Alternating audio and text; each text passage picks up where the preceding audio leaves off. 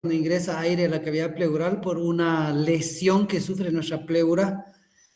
Y entonces aquel aire que debe entrar en los pulmones por una lesión tanto externa como que alcanza los pulmones como tal, hacen que el aire ingrese a la cavidad pleural, ya sea desde afuera o desde adentro prácticamente, ¿verdad? Se puede producir por una herida de arma de fuego, como también por ruptura de una bulla enfisematosa, por un tumor que alcanza la pleura.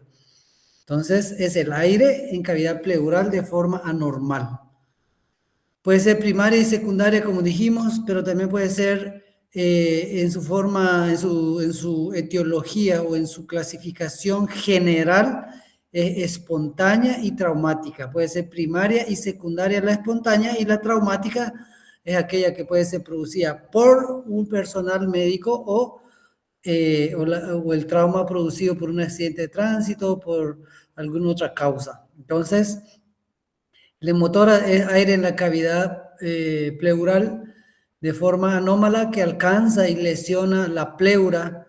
Si es primaria, generalmente es por ruptura de una bulla. Una bulla enfisematosa es como una cavidad por enfisema que se rompe, puede llegar a lesionar la pleura, y de ahí hay fuga de aire desde el pulmón enfermo hasta la pleura. Y si es secundaria, puede ser por EPOC, por una fibrosis quística, por bronquiectasias, por un estado de mal asmático, que varias veces dijimos que el estado de mal asmático es cuando un paciente pasa más de 6 horas sin mejorar por una crisis asmática, se le hace medicación, se le hace aerosoles, esteroides, y no mejora. Y bueno, después de las 6 horas eso ya prácticamente se vuelve un estado de mal asmático porque no responde adecuadamente. Entonces, un estado de mal asmático podría ser una causa de neumotórax secundario. Al igual que algunas infecciones con la neumonía, puede producir secundariamente un neumotórax, una neumonía por neumocistis carini principalmente, que es lo que se produce en los pacientes que tienen VIH. Un ejemplo es típico en ellos una neumonía por neumocistis carini, una neumonía en la cual el parénquima pulmonar sufre de necrosis, se llama neumonía necrosante, puede alcanzar o puede lesionar la pleura. Una tuberculosis pulmonar también, las enfermedades intersticiales como lo que ya vimos hace rato, enfermedades del tejido conectivo, principalmente la esclerodermia, y un síndrome que se llama el síndrome de Ehlers-Danlos, que afecta prácticamente el tejido conectivo, lo pone duro, ¿verdad? Fuerte. Y entonces eso puede lesionar también a la pleura y producir un neumotórax espontáneo secundario, al igual que las siembras de endometrio en el tórax, ¿sí? Se llama endometriosis torácica, y también en algunos libros va a aparecer como neumotórax catamenial. Sin embargo, la otra clasificación de traumático puede ser traumático por causa no iatrogénica y causa iatrogénica. La no iatrogénica es por los traumatismos que vamos a ver todos los días en la urgencia, ¿verdad? Algunos traumatismos van a estar, van a ser traumatismos cerrados, otros abiertos, tanto por heridas punzantes, cortantes, fracturas costales, heridas de arma de fuego. Esos son los que se clasifican las causas de neumotórax traumático. Sin embargo, las causas de neumotórax traumático iatrogénico son aquellos que se producen por procedimientos médicos, cuando se coloca una vía venosa central, cuando se hace una asistencia respiratoria mecánica a la hora de colocar un tubo orotraqueal, a la hora de hacer un estudio, por ejemplo, de sacar líquido de los pulmones, y aquel trocar puede ir más allá y lesionar los pulmones y producir entonces un neumotórax iatrogénico por toracocentesis. Incluso cuando se toman biopsias pulmonares también, biopsias pleurales, pueden lesionar. Entonces, ¿qué es lo que yo les pido, compañeros? Esta clasificación es muy importante, no solo en la parte de semiología médica, sino también en la parte de cirugía. Para ustedes que están acá, el que se va a ese examen sin saber esto, yo creo que podría perder un punto. ¿sí? Porque esto nosotros vamos a preguntar probablemente. Tal vez no así, pero puede ser como un caso clínico, puede ser verdadero y falso, qué sé yo, pero este tema tiene que saber. Bueno, manifestaciones clínicas también. Si el neumotórax es muy grande, entonces ya vamos a ver manifestaciones clínicas mucho más catastróficas, ¿verdad? Sin embargo, si el neumotórax es pequeño, muchas veces tiene alguna sintomatología, pero es una sintomatología limitada que muchas veces el paciente la tolera y a veces nosotros por mal diagnóstico lo mandamos a su casa, pero si es un neumotórax bastante importante y el paciente no tiene síntomas, esos síntomas los puede desarrollar en su casa. Por eso es que es importante conocer qué estudio tenemos que hacerle y no descuidarse del neumotórax, porque él sí puede matar también al paciente como el infarto, ¿sí? Bueno, ¿puede producir neumomediastino el neumotórax? Claro que puede producir aire en el mediastino. Puede causar también lesión a nivel de tejido celular subcutáneo y producir aire debajo de la piel. Imagínense, aire debajo de la piel que viene desde los pulmones en la región torácica, ¿verdad?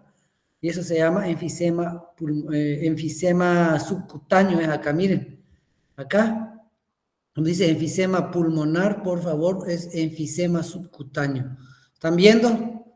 Ahí quiero que Súper. cambien, por Sí. favor, porque ahí fue un error mío para teclear. Y bueno, entonces, ¿qué es lo que nosotros vamos a ver? Vamos a ver la respiración superficial, dependiendo. Si es un paciente con un cuadro grave, es un paciente con cianosis, disnea, vamos a tener dolor a la respiración y dolor a nivel de la axila, ¿sí? En el neumotórax el paciente va a referir, doctor, me duele respirar debajo de mi axila, me duele todo mi tórax. Pero si hablan de axila, es muy probable, en un porcentaje muy alto, semiológicamente podemos relacionar ya con neumotórax, un dolor axilar. Pueden haber distintos grados de hipoxemia según, según la cantidad, ¿verdad? Según el tamaño del neumotórax. Por tanto, en la región axilar el dolor es característico, es un dolor punzante que aumenta cuando el paciente respira, a punto de que el paciente incluso no puede respirar de tanto dolor axilar que tiene. ¿Sí? Escuchen, dolor axilar. Anoten bien. Las manifestaciones clínicas del examen físico muchas veces pueden pasar inadvertidas, o sea que nos pueden confundir porque los neumotórax pequeños, ellos pueden simular cualquier otro cuadro. Sin embargo, si nosotros tenemos ya un cuadro bien instalado, bastante importante, entonces ahí sí vamos a tener una disnea proporcional al grado del neumotórax. Mientras más grande el neumotórax, más grande la disnea. Mientras más grande el neumotórax, más grandes los síntomas. A la hora de palpar en ese neumotórax, ¿qué es lo que vamos a ver? A la palpación, vibraciones vocales disminuidas, porque ya no hay parénquima pulmonar. El pulmón prácticamente desapareció. Lo que hay en la cavidad pleural es una cantidad inmensa de aire. Entonces, cuando nosotros le decimos al paciente que diga 33, no vamos a percibir. Las vibraciones vocales van a estar disminuidas. A la hora de percutir, entonces va a haber sonoridad pulmonar aumentada. ¿Por qué? Porque hay mucho aire, hay hipertimpanismo prácticamente a la hora de, hipersonoridad a la hora de percutir. ¿Qué estudio le mando? Con una radiografía de tórax bien hecha, yo ya puedo ver un neumotórax bastante importante. Sin embargo, si yo sospecho neumotórax y yo no lo veo en la radiografía, tengo que acudir a la tomografía. ¿Cuáles son las complicaciones? Un neumotórax a tensión. ¿Qué es el neumotórax a tensión? Es el aire que sale del pulmón, entra en la cavidad pleural y este aire a su vez hace que el pulmón se colapse hacia los ilios. Lo hace más pequeño, lo va empujando hacia el ilio. Entonces el pulmón se queda sin área para intercambio gaseoso y entonces ahí prácticamente vamos a tener un cuadro cada vez más grave, cada vez más catastrófico. Puede haber edema pulmonar por expansión, puede haber una comunicación entre entre un bronquio y la pleura que se llama fístula broncopleural, o si el neumotórax es muy grande, puede haber sangre también con el neumotórax, principalmente cuando es un trauma importante. Bueno, ahora vamos a hablar sobre síndromes pleurales, derrame pleural. Normalmente el espacio pleural tiene un poquito de líquido y ese líquido cuando pasa más de 25 ml en la cavidad pleural ya se considera un derrame pleural. ¿Cuál es la etiología del derrame pleural? Tenemos que saberlo según si es un trasudado o un exudado. ¿Cómo nosotros sabemos si es trasudado o exudado? Evidentemente que tenemos que mandar a estudiar las secreciones que hay en ese derrame, ese líquido pleural, ese derrame pleural. Tenemos que hacer una pleurocentesis, tomar una muestra, mandarle al bioquímico y pedir que nos estudie los contenidos, ¿sí?, de esa secreción o de ese líquido. ¿Cómo lo va a hacer él? A través de los criterios de Light, y va a medir la cantidad de LDH, las proteínas en el líquido, LDH en el líquido también, la albúmina, la glucosa, la densidad, y entonces vamos a diferenciar entre si es trasudado o exudado. El exudado, el LDH va a estar alto, va a tener muchas proteínas, va a tener el marcador de LDH también aumentado, la albúmina va a estar aumentada en el exudado, en la glucosa va a estar disminuida y vamos a tener la densidad muy alta también en el exudado. Entonces, ¿qué es lo que yo les recomiendo? Si yo les digo a ustedes, diga cómo es el criterio de Light o escriba el criterio de Light, ustedes tienen que saber este cuadrito. Perdón. Las causas más frecuentes de derrame pleural son las que tenemos acá a la vista. Eso yo no lo vamos a ir leyendo uno por uno, es cuestión de que ustedes lo lean en casa, analicen, vean. El profesor les puede pedir causas de trasudado, le puede pedir en un verdadero y falso, en un completar.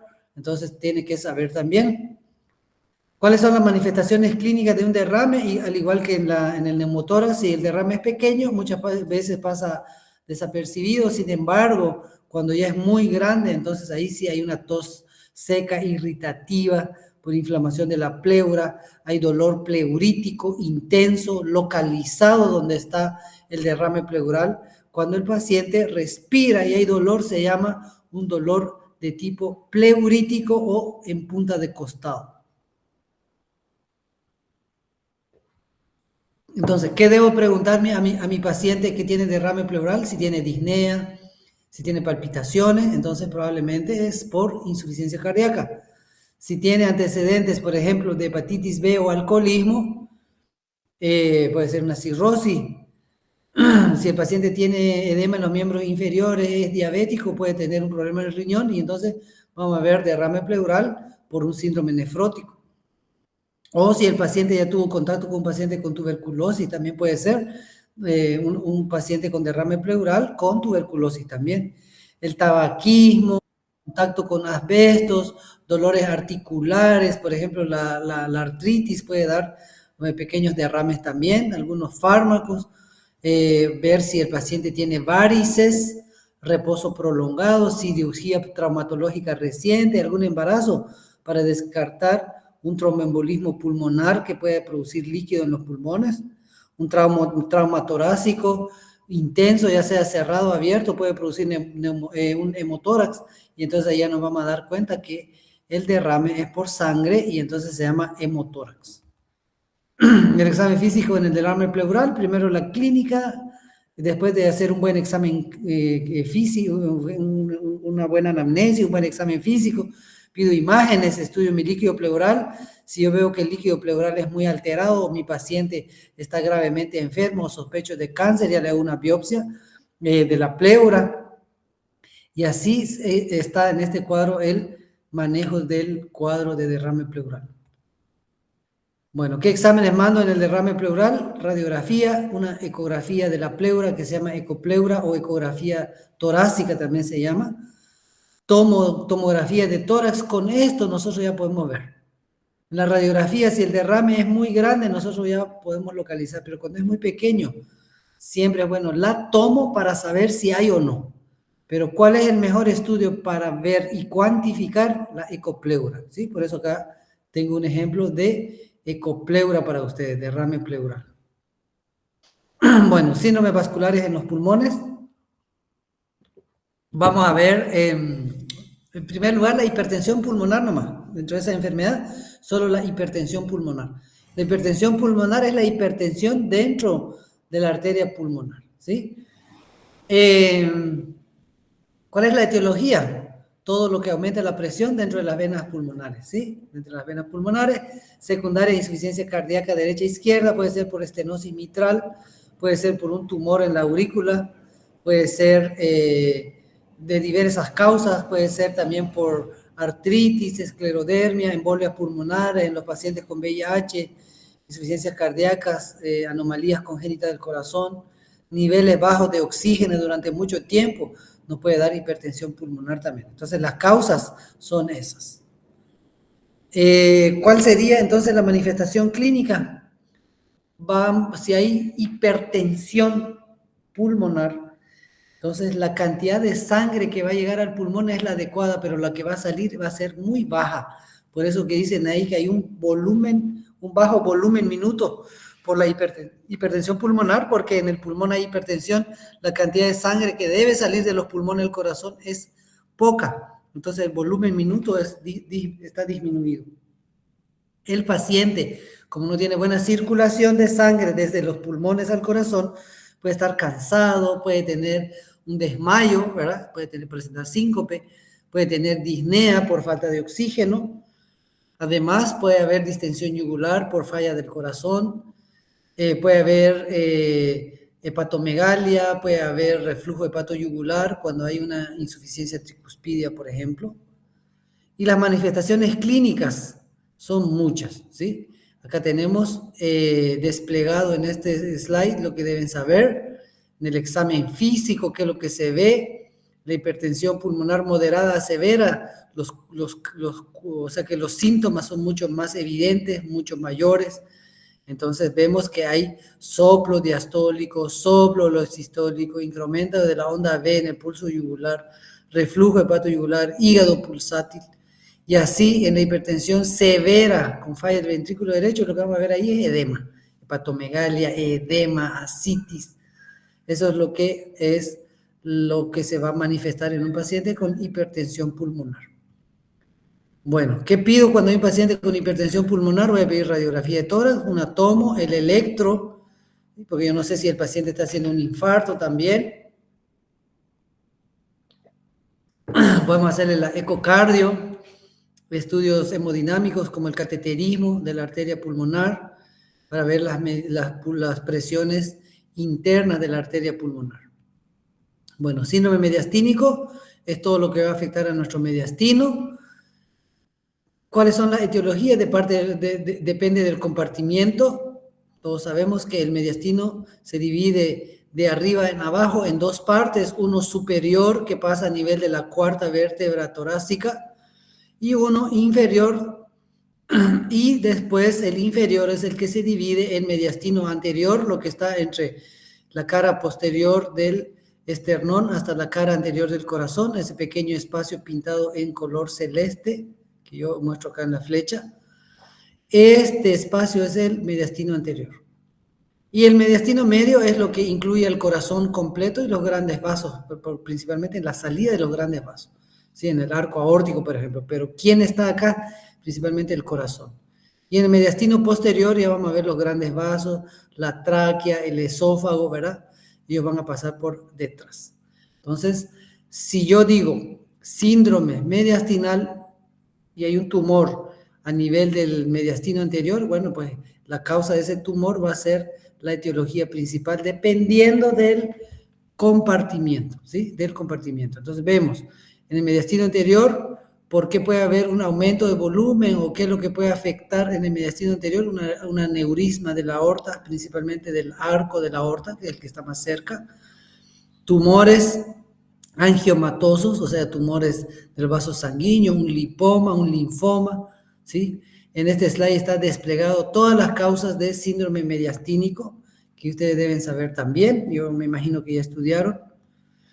Y las manifestaciones clínicas va a depender si el proceso del síndrome mediastínico va a ser benigno o maligno.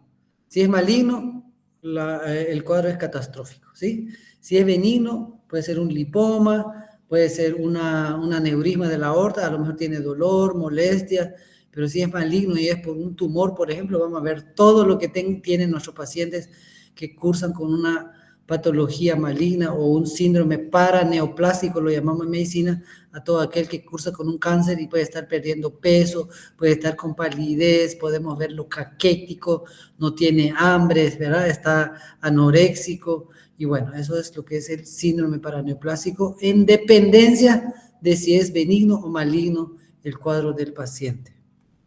¿Qué estudios pido en el síndrome mediastínico? Yo le pido laboratorio de rutina, ¿sí? Si yo tengo sospecha de un paciente con una enfermedad de Hodgkin, yo voy a ver que a lo mejor va a tener anemia, va a tener problemas de la coagulación, puede tener otras patologías, la gonadotrofina en los tumores mediastinales, radiografía de tórax, tomografía de tórax, una neumomediastinografía que prácticamente ya muy poco se usa, ya que se utiliza más la tomo, una resonancia magnética nuclear del mediastino, centellograma para ver si no hay metástasis en los huesos de alguna patología neoplásica, la ecocardio, las técnicas invasivas como punción, por ejemplo, de un ganglio, de un nódulo, o se hace una mediastinoscopía quirúrgica cuando hay sospechas o cuando no sabemos qué tiene, pero se ve un tumor por todo el estudio y bueno, hay que entrar a explorar. Y bueno, y prácticamente tenemos ya otro de las patologías que deben saber, síndrome de debilidad de los músculos respiratorios, acá principalmente conocer que la patología es que vamos a tener una afectación en los nervios, tanto en el cerebro como en la médula espinal.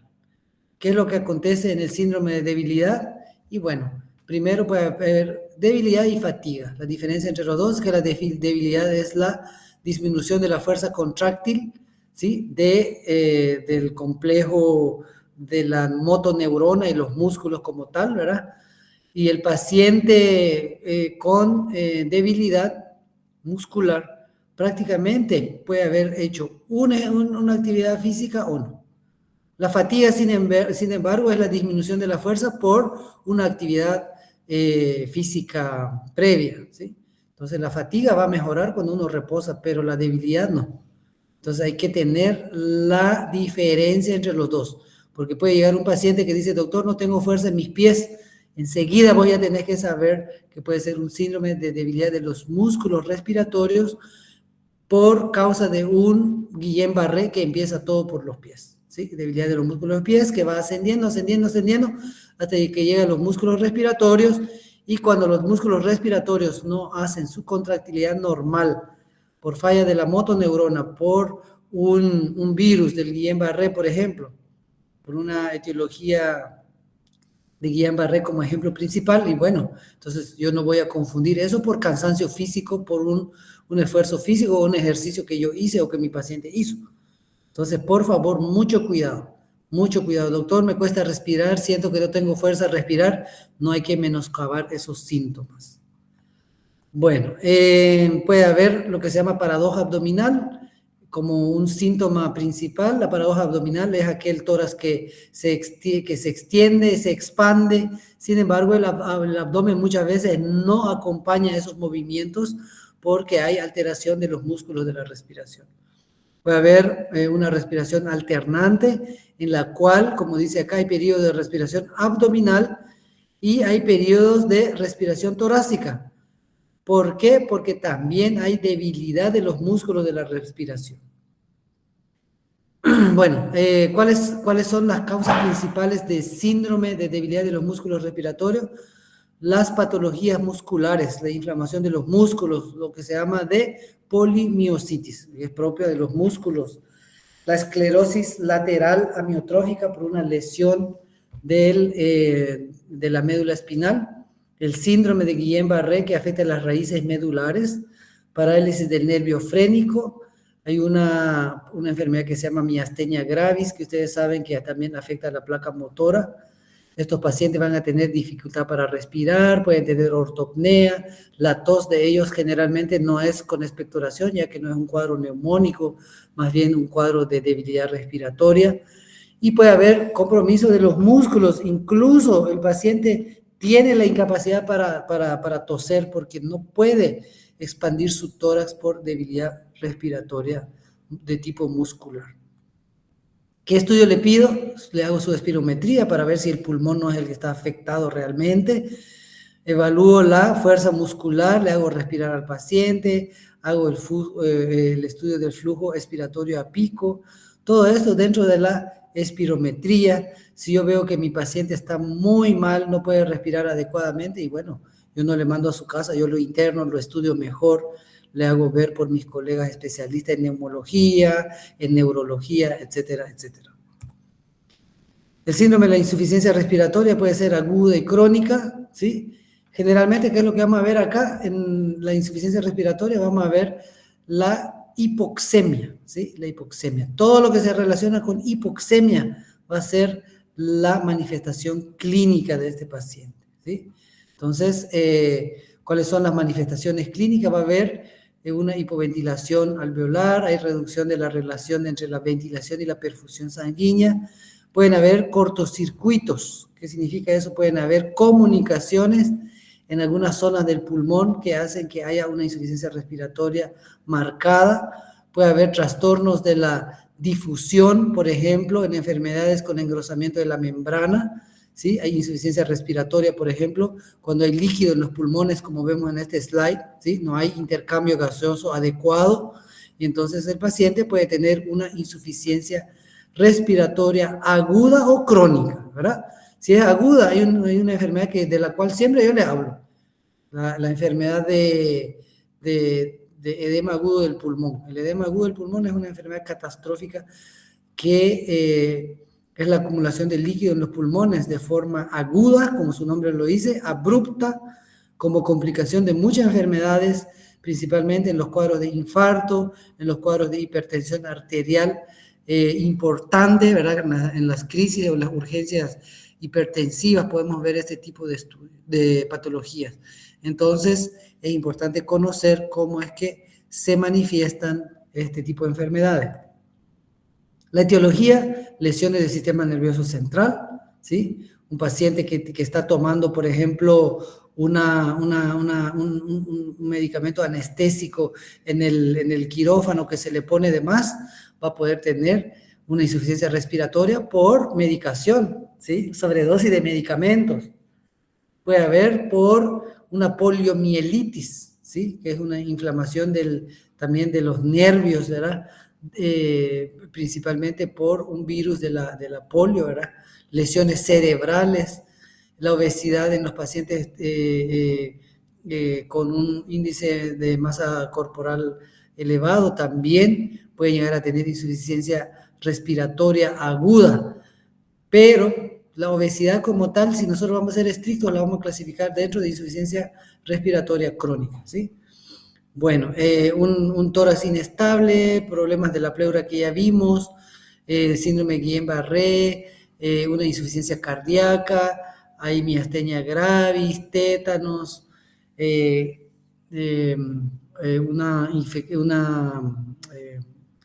un consumo, ¿verdad? De órganos fosforados de forma muchas veces consciente, otras veces accidental, puede dar insuficiencia respiratoria aguda. Entonces, importante la anamnesis, importante colocarnos en el ambiente donde estamos.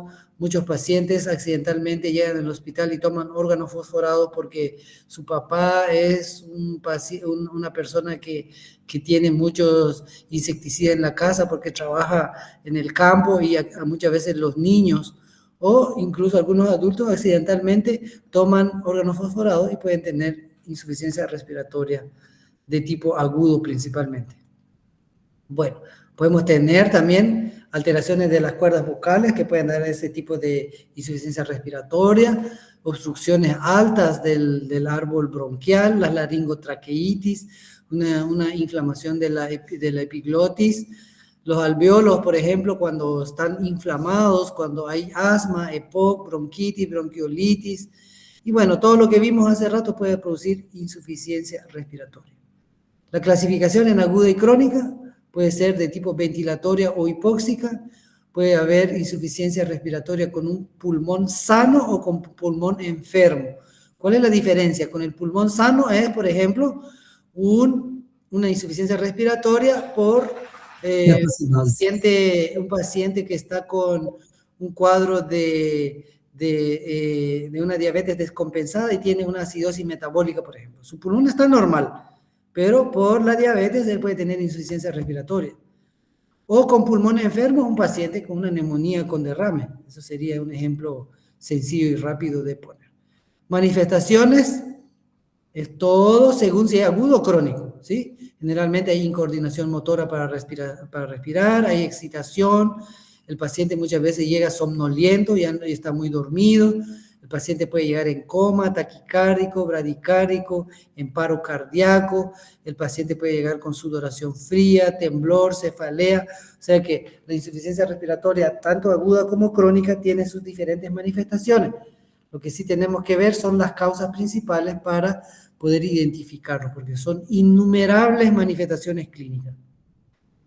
Y bueno, eso es lo que tenemos para la parte de respiratorio. Y después les quiero hablar un poquitito, así rapidito, sobre la parte cardiovascular, y se va para el examen y se va sin aprender infarto. Mejor ni que se vaya, porque infarto sí o sí va a salir. ¿Sí? Ahora sí, está grande. Muy bien. Entonces, para hacer rápido nuestro repaso,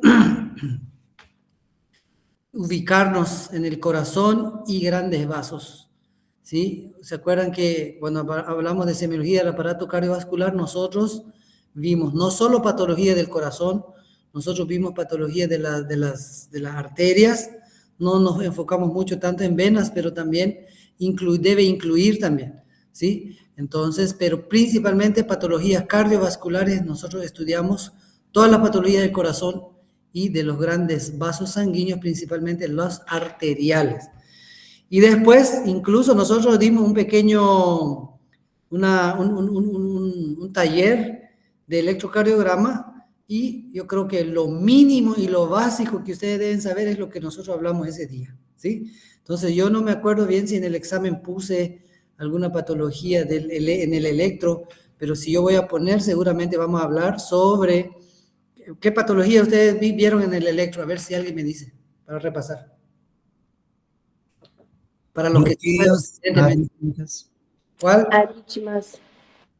Vimos arritmias, vimos también Arritmias, ¿qué más? Bloqueo de rama. Bloqueo Sí, de rama bloqueo de derecha, rama. izquierda, ustedes tienen que saber eso, ¿sí? Bloqueo de rama derecha, ¿por qué se llama rama derecha? ¿Por qué se llama rama izquierda? ¿Cómo se ve bloqueo de rama izquierda, por ejemplo? ¿Qué se ve? El QRS, el R, ¿cómo va a estar? ¿Normal o ensanchado? En los bloqueos, R siempre va a estar ensanchado, ¿sí? R. Y después, ¿cómo va a estar R en D1 y D2? Ahí vamos a ver oreja de conejo o no, si es izquierda. No, izquierda no. No, izquierda no. Derecha, si es derecha, vamos a tener oreja de conejo en D1 o D2, ¿verdad? Sí, así mismo. Bueno, y si es izquierda, vamos a tener oreja de conejo en B5, B6. B5, B6, eso. Bueno, y entonces esas cosas que nosotros vimos básico, bien entendible, como yo digo, ¿verdad? Bien masticado, o sea, que yo no les compliqué tampoco porque empezaríamos a hablar de la fisiopatología y esas cosas. Yo creo que eso no es ya lo que tenemos que estudiar, es ver lo básico. Saber calcular la frecuencia cardíaca con ritmos regulares e irregulares, saber si hay hipertrofia, saber dónde está el ángulo del corazón, o sea, que dónde se va el ángulo, dónde se va, cómo es que se calcula una frecuencia cardíaca en un paciente con ritmo irregular, si es ritmo sinusal o no. O sea que esas cositas ustedes tienen que saber antes de irse al hospital. Yo estoy seguro que cuando se van al hospital le van a decir, hágale un electro a este, y si no saben interpretar por lo menos, no van a, o sea que van a aprender pero con dificultad. Entonces repasen lo que nosotros dimos en nuestra clase de la última vez. Bueno, a ver un poco acá. Bueno, entonces repasen Así brevemente, el corazón, les podemos pedir algunas patologías del corazón, ya les enseñé la otra vez cómo saber las patologías, conociendo la anatomía. Si yo no conozco la anatomía, no sé qué patología voy a hablar, ¿verdad? Y entonces, hoy vamos a hablar un poquitito de los motivos de consulta, examen físico, síndrome y patología, y algunos exámenes complementarios que vamos a tratar de pasar rapidito. Los principales motivos es estudiar la disnea, los grados. El dolor, los tipos de dolor que nosotros estudiamos al principio del semestre. ¿Se acuerdan? ¿Cuántos tipos de dolor hay? 4. Según su clasificación, el dolor, ¿cómo se clasifica? 4 tipos. Son 4. 4. Visceral, Sí. somático, Endogénico y ajá, apático. así Bueno, es. entonces, porque yo me acuerdo en la clase, en el semestre pasado, dice dolor tipo agudo y crónico. No es así. Disnea hay 4 grados, según NIHA. Disnea grado 1, 2, 3, 4. Palpitaciones, ¿qué son las palpitaciones? ¿Qué es el síncope? ¿Qué es el edema y cómo se clasifica el edema? La cianosis, ¿cómo se clasifica? A ver, digan cómo se clasifica la cianosis. La cianosis puede clasificar en Central, Mixta. periférica y periférica. Sí. Bueno, eso es lo que tienes que poner, ¿sí? Hay varias clasificaciones, pero nuestro libro dice eso. Sí. Bueno, el examen físico general, cuando yo voy a hacer el examen físico de mi paciente, tengo que ver el examen físico general primero. Si yo le digo, examine el aparato cardiovascular, muchos de los alumnos en el examen práctico empiezan a agarrar su estetoscopio y empiezan a auscultar. No es eso lo que yo pedí y no es esa la forma para examinar. Primero vemos en el aparato cardiovascular cómo camina, si no está edematoso, si el paciente no tiene ingurgitación yugular. Un paciente que tiene ingurgitación yugular, ¿qué me va a decir a mí? Probablemente tiene alguna valvulopatía del lado derecho, ¿sí? ¿Cuál es la válvula que se queda en el lado derecho del corazón? tricúspide. La tricúspide. Entonces, si yo tengo una patología tricuspidea, principalmente, por ejemplo, una estenosis tricuspidea, la sangre que debe pasar a mi corazón va a volver hacia atrás. Entonces ahí voy a ver a aquel paciente con ingurgitación yugular, lo voy a ver con edema, ascitis. Pero si yo no veo la parte general y solo escucho el corazón, yo digo, no, late bien su corazón y no escucho soplo, ya está. Entonces no tiene patología cardiovascular. Mentira. Por eso acá, examen general primero, el examen físico. Previo a esto, ustedes ya tuvieron que haber preguntado la anamnesis con lo que desplegamos en la historia clínica que nosotros hicimos al principio. No vayan a equivocarse y en el examen o cuando llegue su paciente que dice que tiene dolor torácico, agarra su estetoscopio y empiezan a ocultar. No es así. No es la forma y no es lo que yo enseño. Examen general primero, después el examen específico, ¿sí? Bueno, y después vamos a ver los pulsos, cómo se ocultan los pulsos. La ausencia de un pulso ya me tiene que llamar a mí la atención, ¿sí? Principalmente en aquellos pacientes que tienen cianosis periférica. Si un paciente que tiene un pie de color azulado, necrosado, negro, tengo que palparle su pulso. Si no tiene pulso, semiológicamente, yo voy buscando hasta dónde está el pulso. Empiezo desde abajo y voy viendo para arriba donde yo percibo. Y donde yo percibo, es decir, hasta acá yo percibo pulso. Todo esto que está abajo probablemente no tiene una buena irrigación sanguínea. Y usted ya va a saber. La presión arterial, todos saben cómo se toma la presión arterial, porque hicimos también un taller de eso, ¿sí? Por más de que no sea práctica lo que nosotros hacemos, yo le bajé a ustedes, hicimos nuestra práctica de toma de presión arterial. Y en el examen del tórax ya incluye el aparato cardiovascular. Acuérdense que hablar del corazón no solo es el corazón mismo, sino que hay que ver también el continente, ¿verdad? Que es el tórax, para ver si no hay tórax excavado, tórax corinatum, si no hay cifosis, si no hay escoliosis, si no hay tumoraciones, si no hay cicatrices, qué sé yo. Eso incluye el examen físico del aparato cardiovascular y ver los pulsos, como también dice acá. Los síndromes, síndrome de cardiopatía isquémica. Acá, compañeros, el que no estudie infarto, mejor que ni se vaya, porque va a ir a perder muchos puntos. El paciente que no sabe de insuficiencia cardíaca derecha e izquierda, también, ¿sí? Enfermedades valvulares, yo creo que puse también preguntas de eso. Endocarditis infecciosa es la inflamación de la última capa más interna del corazón, que también debemos saber cómo se produce.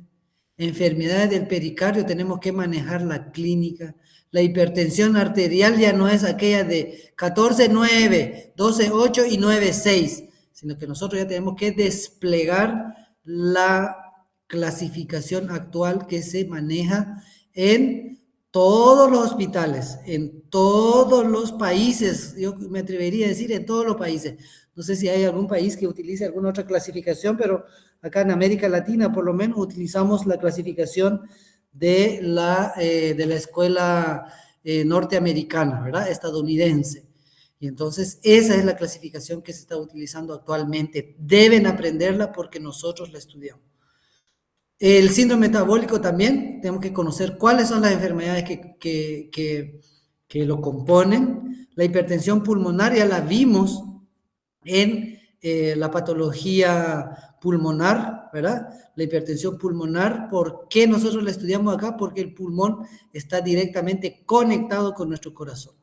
El tromboembolismo del pulmón también puede afectar al corazón. El shock, ¿verdad? El shock también nosotros lo vamos a estudiar, incluso lo estudiamos en clase, el shock, ¿verdad? Debemos saber qué es el shock, ¿verdad? ¿Alguien me puede decir qué es el shock?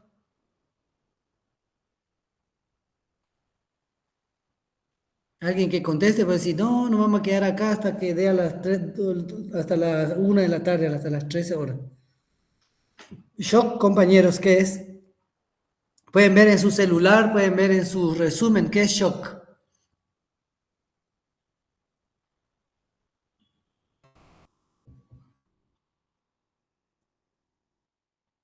É um estado que o paciente está em crítico, potencial mortal. Muy bien, muy bien, muy bien, muy bien. Y, Hay descenso de la presión arterial. a ver, Leonardo, ¿quién iba a hablar? Bueno, como lo dijo Yane, el shock es un cuadro catastrófico, ¿verdad?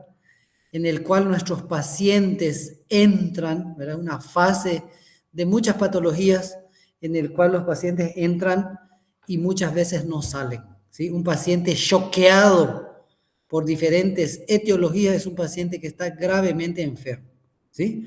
Entonces, shock es una condición clínica en la cual vamos a ver qué cosa. Vamos a ver hipotensión, taquicardia, vamos a ver pulso filiforme, un pulso pequeñito y rápido, vamos a ver sudoración fría, el paciente a veces llega vomitando, a veces llega inconsciente, a veces llega, dependiendo de la etiología, puede ser por un traumatismo, entonces sería un shock hipovolémico, puede ser por una infección, un shock séptico, puede ser por un proceso alérgico, un shock anafiláctico. Entonces se despliegan muchos tipos de shock, ¿sí? Pero tenemos que saber de qué se trata el shock, su cuadro clínico en dependencia de qué es su etiología principal. Lo mismo la insuficiencia vascular periférica, es importante conocerla, y la cardiopatía congénita del adulto. También vamos a enfocarnos, pero tal vez en menos grado. Entonces, vean que es importante entonces conocer las patologías en la semiología del aparato cardiovascular. ¿Cuáles son los exámenes? De forma general, en aparato cardiovascular, una radiografía, ya podemos hacer diagnóstico de un corazón agrandado de tamaño, ya podemos ver una aorta agrandada de tamaño, de diámetro mayor a 30 milímetros, muchas veces cuando ya está grande. El electro que ustedes ya saben, manejan, ¿sí? Con las diferentes formas para colocación, ¿sí? Con lo que nosotros vimos en nuestra clase, creo que electrocardiograma ya van a tener una idea bastante buena. La prueba ergométrica sería un examen que se hace bajo ejercicio físico, ver si no hay dolor precordial, tomarle la presión al paciente, la electrocardiografía ambulatoria en el hogar, ¿verdad? Que se llama Holter, de 24 horas. También es un estudio que se utiliza en aparato cardiovascular para monitorizar la presión arterial, la frecuencia cardíaca durante las 24 horas del día. El paciente llega a tu consultorio o con la técnica, ¿verdad? Le coloca el electrocardiógrafo en el brazo y le dice, mañana a tal hora tú vienes. Tiene que tener 24 horas el paciente su Holter. Después se hace una evaluación, una conclusión de ver en qué momento se le sube la presión, en qué momento hace taquicardia o bradicardia al paciente o hipotensión arterial. El estudio electrofisiológico ya prácticamente ya sería un estudio más detallado de la actividad eléctrica del corazón. Lo mismo que la ecocardiografía, es una ecografía que se hace en el corazón, incluyendo el Doppler cardíaco. El Doppler es lo que nos va a ver toda la circulación dentro del corazón y los grandes vasos. A veces se utilizan marcadores como los radioisótopos en los estudios de cardiología nuclear, el cateterismo cardíaco que se utiliza también en los pacientes con angina o infarto agudo del miocardio, por ejemplo, eso se aplica. Y bueno, la disnea no vamos a parar mucho, es dificultad para respirar, los tipos de disnea deben saber, lo que sí deben enfocarse en la clasificación, por favor, una clasificación que está vigente desde 1964, por lo visto es una clasificación que también nos ayuda mucho. Hay otras clasificaciones, pero esta es la que más se utiliza porque es fácil de aprender, fácil de aplicar en los diferentes pacientes que vamos a tener durante nuestra vida de médico. Bueno, en cuanto al dolor, todo lo que duele en la región precordial, todo lo que duele en la región torácica, en la región del esternón retroesternal, no vamos a equivocarnos. Es mejor equivocarnos por exceso que por defecto, que yo siempre lo digo. Alguien que llega con un dolor en la región precordial a nivel del corazón, nosotros tenemos que sospechar un infarto, compañero. Infarto.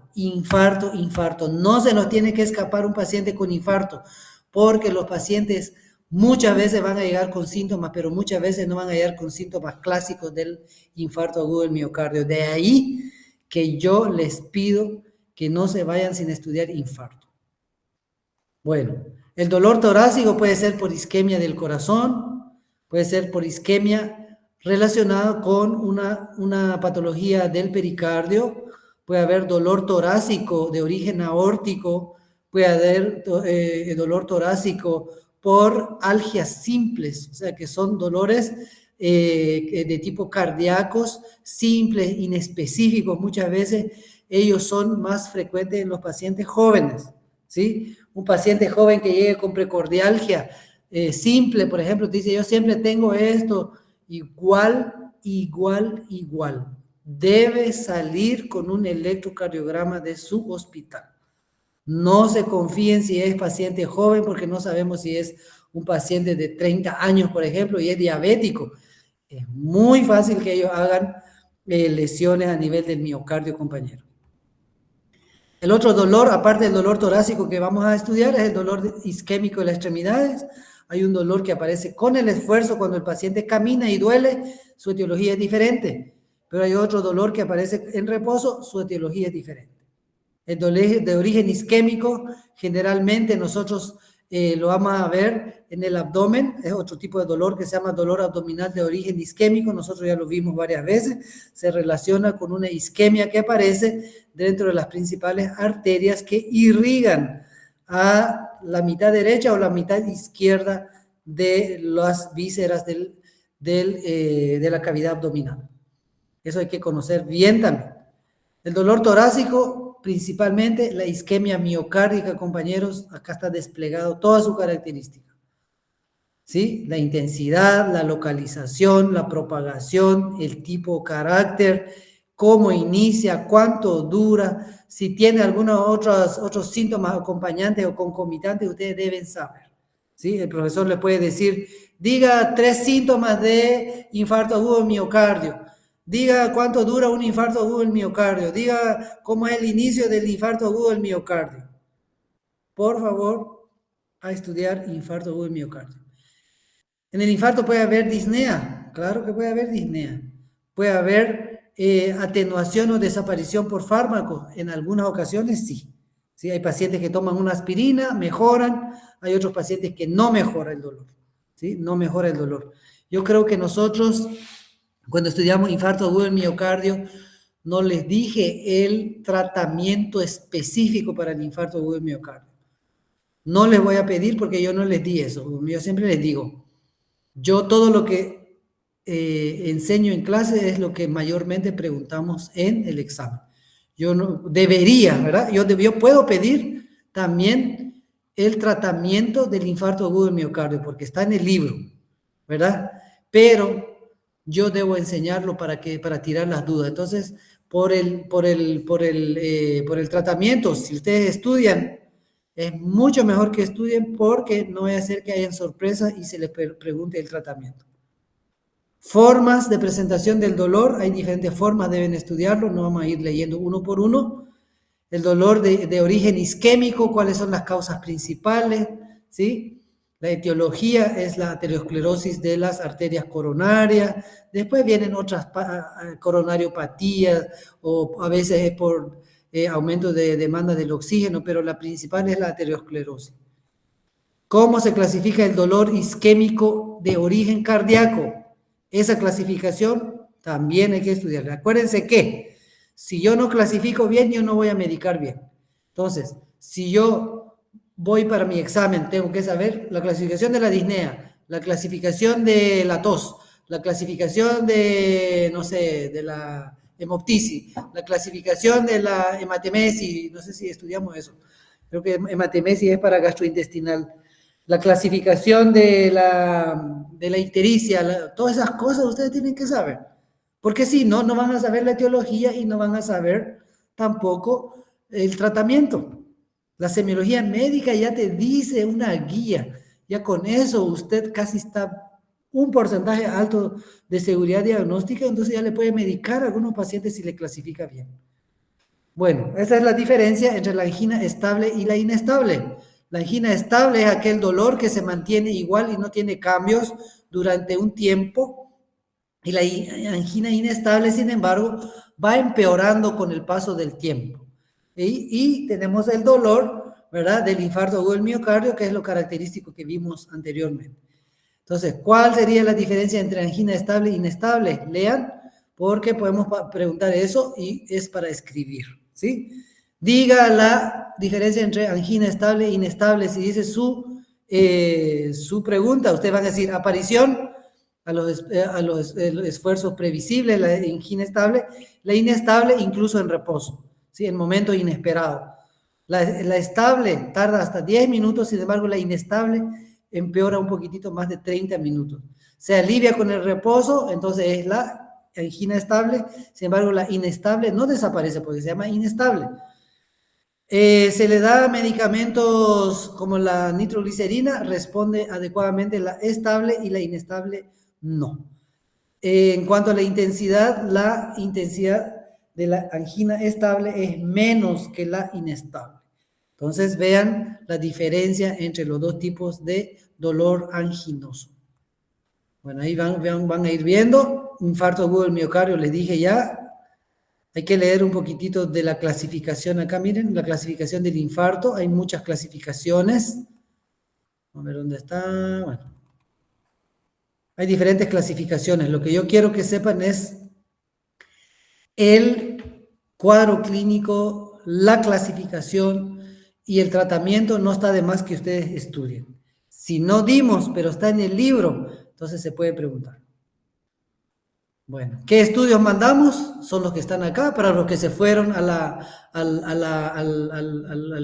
ayer, la última clase, vimos un infarto de miocardio con elevación del ST y sin elevación del ST. Entonces, este acá es con elevación del ST y acá vemos uno sin elevación del ST. ¿Entendieron, compañeros? Entonces, Esto es solo una de las clasificaciones, porque hay muchas clasificaciones. Entonces yo les recomiendo que vayan a leer las clasificaciones, por favor. Bueno, acá la pericarditis, ustedes saben bien que es la inflamación, ¿verdad? No está acá. Bueno, la pericarditis es la inflamación del pericardio. ¿Cómo se presenta? Se localiza en el centro del pecho, ¿sí? Es lento, progresivo.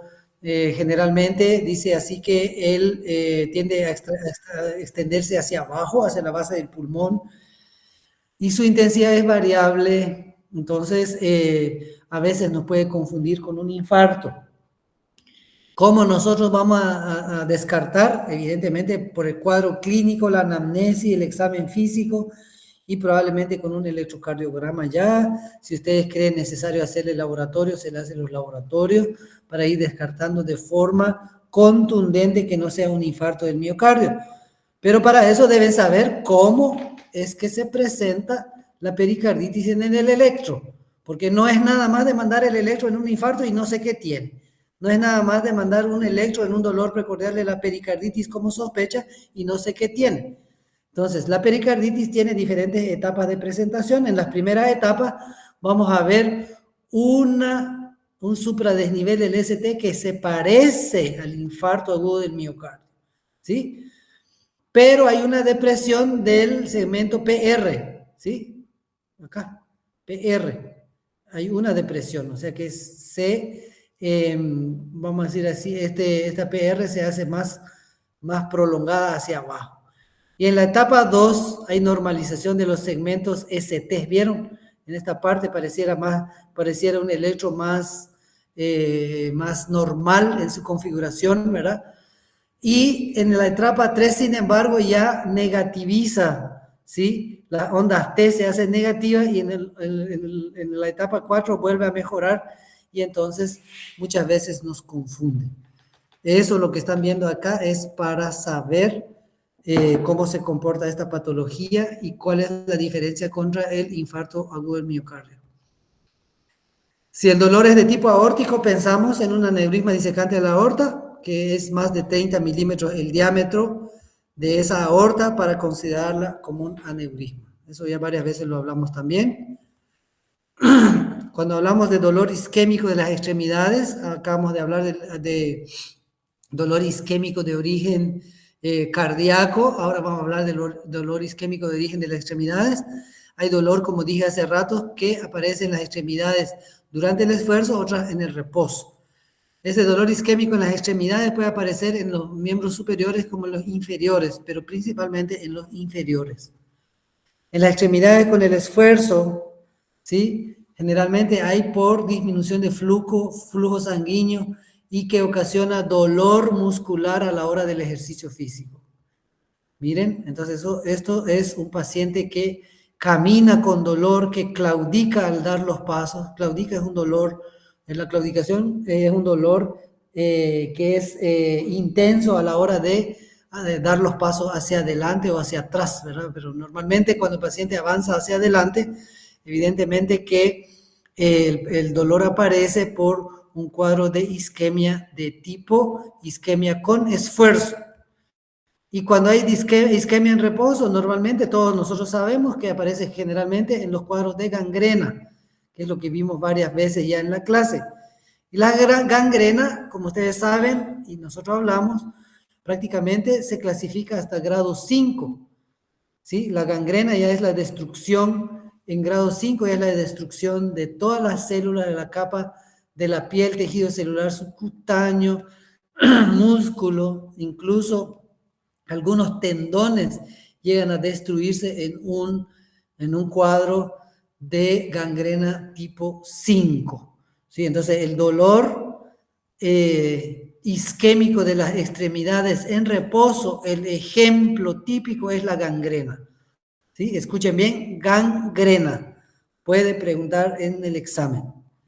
El dolor isquémico de origen abdominal es lo que nosotros vimos hace rato. Generalmente es por obstrucción, por un coágulo que aparece en alguna de las arterias que irrigan la cavidad abdominal, como vemos acá en este slide.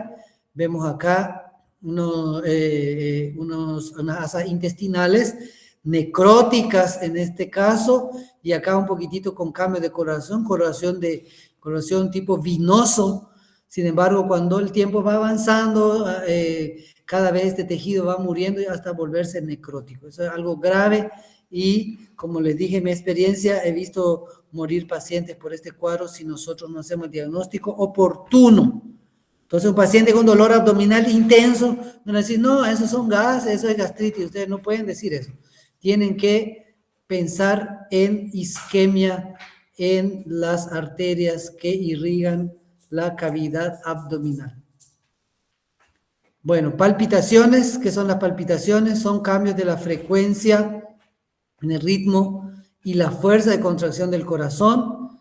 La mayoría de los pacientes no tienen una enfermedad que causa esto. Pueden ser por extrasístole, fibrilación auricular, taquicardias, a veces es emocional, a veces por anemia, otras veces por problemas de tiroides, principalmente por hipertiroidismo, y en algunas ocasiones ocasionados por drogas, principalmente drogas ilícitas, ¿sí? Entonces, palpitaciones que deben saber la etiología.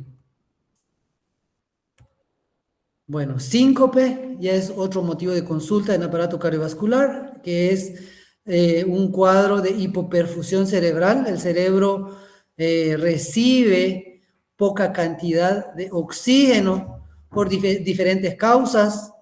Muchas veces son causas, como dijimos anteriormente, causas conocidas, otras veces son causas desconocidas, ¿sí?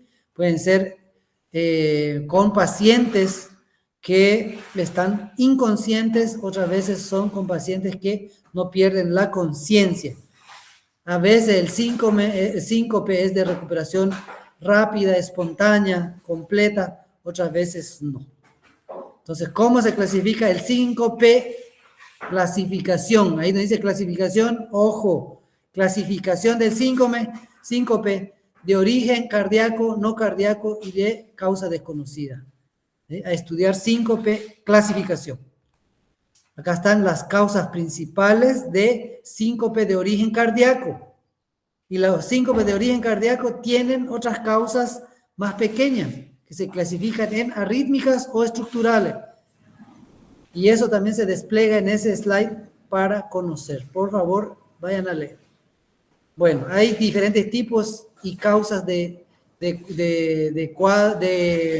etiologías y tipos y causas de síncope que se encuentra en el capítulo 27, 4.1, ¿sí? Ahí vamos a ver en el cuadro 27, 4.1 y ahí va a estar desplegado este cuadro. Bueno, entonces, ¿hay alguna duda hasta ahí, compañeros? ¿Se entiende? Claro, doctor. Bueno, edema, Sí, ¿qué tenemos que saber de edema? Clasificación, ¿sí? Acá no está la clasificación, ¿vieron? Pero está en los signos y síntomas generales de semiología médica. Los primeros días de clase, ahí está el edema, vayan a ver la clasificación y cómo es el edema de origen cardíaco, cómo es el edema de origen renal, ¿sí? Bueno, ¿cuál es la diferencia entre los dos? Todo está desplegado en el slide que le pasé en los primeros días de clase, ¿sí? Entonces, el edema, como todos sabemos, puede ser un motivo de consulta. ¿Y por qué puede producirse edema en un paciente? ¿Por insuficiencia cardíaca o por insuficiencia venosa? Esa insuficiencia cardíaca en general hay muchas clases, pero podemos decir por insuficiencia cardíaca y por insuficiencia venosa.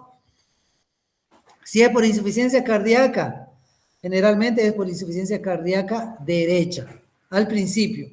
Pero cuando se agrega insuficiencia cardíaca izquierda, eso también ayuda a que el corazón sea cada vez más insuficiente y entonces ya le vamos a llamar insuficiencia cardíaca global.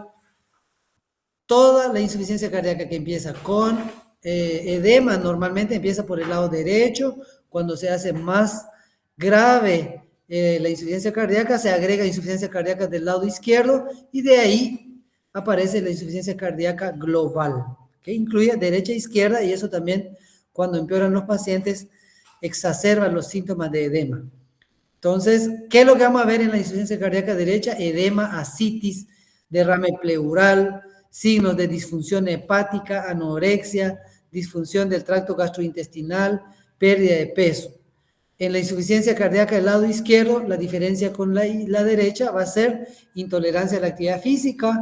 Vamos a tener pacientes con cianosis, hipoxia, puede tener ortopnea, puede tener tos, pero es una tos sin expectoración verdosa ni amarillenta, es una tos de tipo irritativa porque hay líquido a nivel del lado izquierdo del pulmón, si es por insuficiencia cardíaca izquierda. Cuando eso va empeorando, hay insuficiencia cardíaca izquierda y derecha, entonces podemos ver líquido en ambos pulmones. Cianosis, ya lo vimos en aparato respiratorio, la clasificación, las causas. Hay una clasificación que viene en otros libros que se llama de cianosis central periférica mixta y diferencial. Eso no lo vamos a tomar como la clasificación que debemos saber. Nosotros nos vamos a enfocar en central, periférica y mixta y saber cuáles son las causas de la central, de la periférica y de la mixta. Bueno, tiene que ir a leer la historia clínica, tiene que ir a leer la parte de las, ¿cómo se llama eso? De los términos médicos, que es un sufijo, un prefijo, y la combinación de sufijo y prefijo para la construcción de las palabras en medicina.